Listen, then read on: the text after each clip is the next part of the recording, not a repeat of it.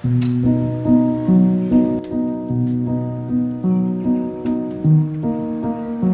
siang, perkenalkan nama saya Ibu Erna, orang tua dari anak Bagas Sindarta, sekarang kelas 12C.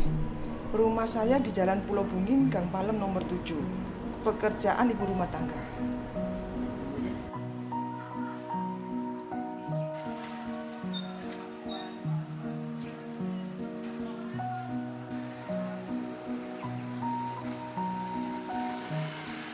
Mulai kelas 3 SD.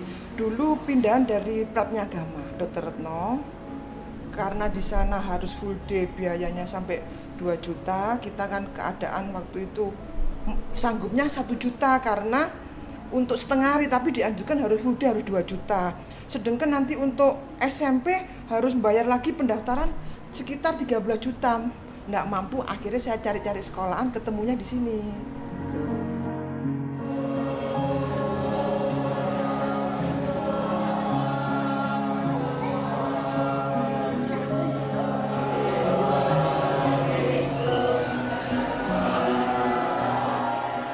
Kalau sampai berapa tahun ini banyak banget manfaatnya.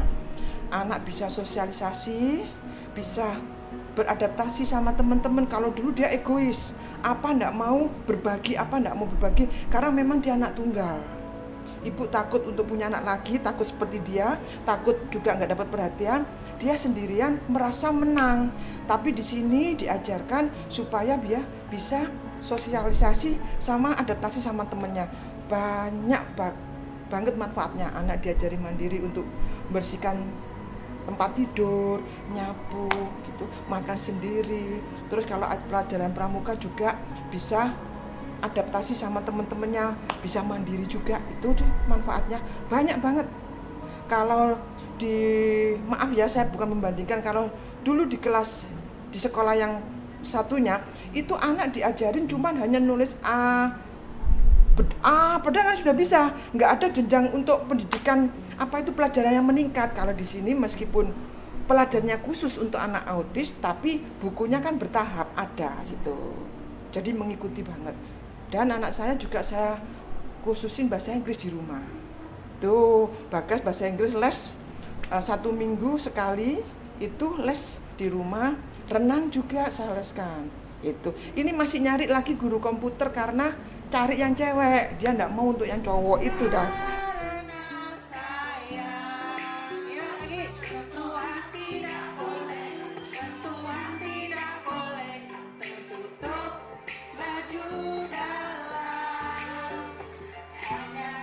Sangat care. Apa yang orang tua unek-unek selalu ditanggapi cepet. Tuh. Semua gitu. Apa yang kita rasakan nggak cocok, kita langsung bilang, langsung ditanggapi sama guru. Banget care-nya banget. Sangat mendukung banget, merangkul anak-anak. Jadi sudah mengerti gimana mereka. Kadang ada anak yang tantrum seperti anak saya, sama guru kemarin juga nyakar. Kalau dia nggak cocok, ada guru baru, dia suka nyerang gitu. Ada 2 guru, tapi karena akhirnya dirapatkan, kenapa Bagas seperti ini, apa kurang terlalu gurunya merhatiin atau terlalu suka nyapa, kan dia nggak suka, itu dirubah sama mereka. Jadi agak acuh. Kalau guru yang nggak disukai sama anak saya, dia agak acuh, nggak terlalu care gitu, dia nggak suka seperti itu. Semua dibicarakan sama mereka gitu, dievaluasi lagi sama beliau guru-gurunya. Baik banget kak, care banget.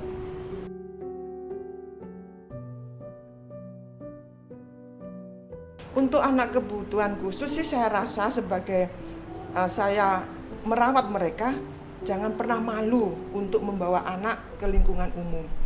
Jadi harus tetap dikenalkan, harus diajari bagaimana mulai dari kecil. Jangan kita anak marah, kita ngikuti dia marah, kita harus tegas. Kalau kita ngikuti dia nggak ada perkembangan. Itu yang saya lihat. Ada sementara orang tua ngikuti anaknya, nggak mau apa, diturutin nggak bisa. Kita harus tegas dan agak sedikit keras untuk perkembangan mereka biar maju, besoknya nggak menyusahkan saudara atau lingkungannya. Itu aja dah kak.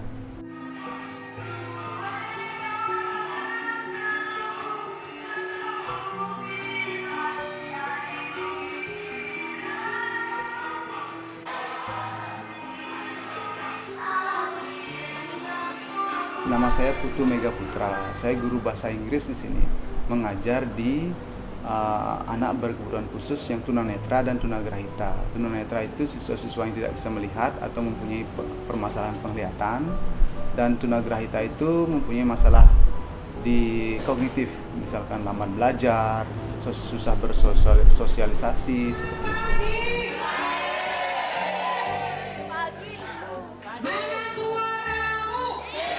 Ya, di sini khusus di sini sekolah ini menerima 2 ketunaan, tunanetra dan tunagrahita. Tunanetra itu yang ada yang low vision, yang bisa melihat sedikit dengan jarak tertentu, ada juga yang total blind, yaitu sama sekali tidak bisa melihat. Nah, itu tentu saja perlakuannya berbeda dengan yang lagi satu, tunagrahita. Tunagrahita di sini kita cakupkan yang autis pun juga termasuk tunagrahita di sini, lamban belajar, tunalaras, itu kita anggap tunagrahita di sini. Jadi semua siswa yang mempunyai permasalahan kognitif dan sosial. Autis juga ya. Nanti bedanya adalah autis itu siswanya dia kecenderungan mempunyai dunia sendiri. Jadi dia itu pas dia balik ke dunia kita bisa kita ajak bicara. Tapi pas dia balik ke dunia imajinasinya dia, kita kasih kesempatan untuk mereka menikmati dunia mereka dulu. Jadi mereka kayak ada 2 kepribadian terpisah.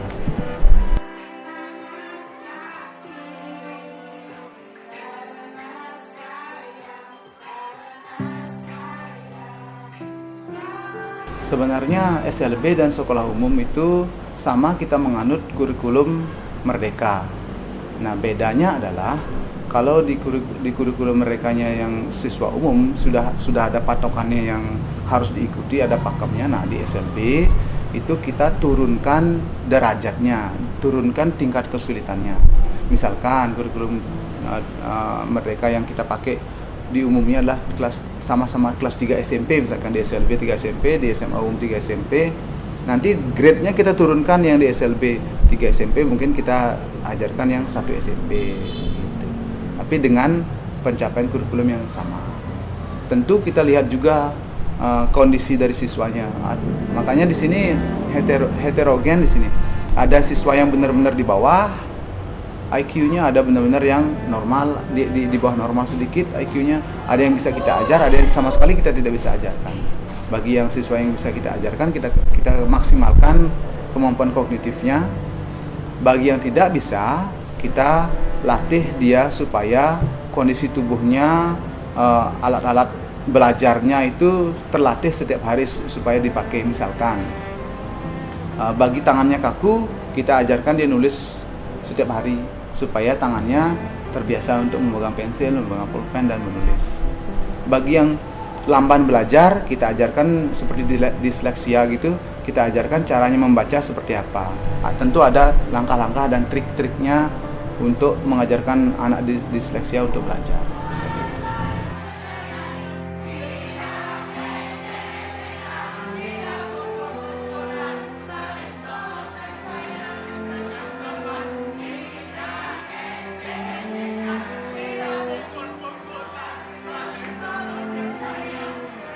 Nah, kalau di SLB itu bisa dibilang unik hubungan siswa dengan gurunya. Contoh misalkan di sekolah umum, guru mengajar dan mendidik, siswa menerima. Interaksinya otomatis akan siswa menghormati guru, gitu kan. Nah, kalau di SLB itu unik karena kita mengajarkan terutama anak tunagrahita ya. Jadi mereka sulit untuk menerima guru itu sebagai yang lebih atas dari mereka. Kadang-kadang mereka akan peluk guru seperti teman gitu. Jadi kita pun mengerti jadinya berinteraksi dengan siswa itu tidak bisa perintah strict seperti itu. Jadi kita kayak teman jadinya. Kita ngasih informasi, kita ngasih pendidikan itu kayak ngasih ke teman supaya mau nyambung. Karena kalau tunagrahita dikerasin ya enggak akan masuk juga. Yang ada mereka akan jadi tantrum. Dan tunanetra juga seperti itu.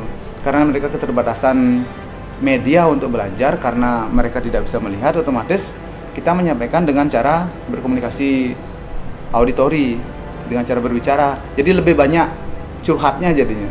Gitu, seperti itu. Kendalanya apa kita kasih tahu, kendalanya apa kita kasih tahu langsung secara omongan. Jadi hubungannya itu tidak seperti benar-benar guru dan siswa, tapi benar-benar kayak mirip-mirip ke teman jadinya. bulat mulutnya. Oh, oh, oh. Oke. Nah, sekarang satu. Ah, yeay. Mulutnya. Lagi. Maju mulutnya. Lagi. Kalau kita mulai dari tunanetra ya. Tunanetra karena dia memang sistemnya auditori, tidak bisa melihat. Ada juga beberapa yang low vision bisa melihat sedikit. Mereka komunikasi pasti lewat suara dan sentuhan. Jadi nanti kalau melihat anak tunanetra yang suka meraba gitu, meraba lawan bicaranya, apalagi lawan bicaranya yang bukan sama-sama tunanetra, itu bukan sebuah pelecehan. Beda dengan kita melihat orang, kita pegang kan itu sudah tidak sopan gitu misalkan. Tapi kalau tunanetra itu hanya sebuah bentuk interaksi dari tunanetra ke temannya. Apalagi yang baru kenal, pasti mereka pengen pegang seberapa besar build orang ini, seberapa bentuknya seperti apa, mukanya seperti apa gitu.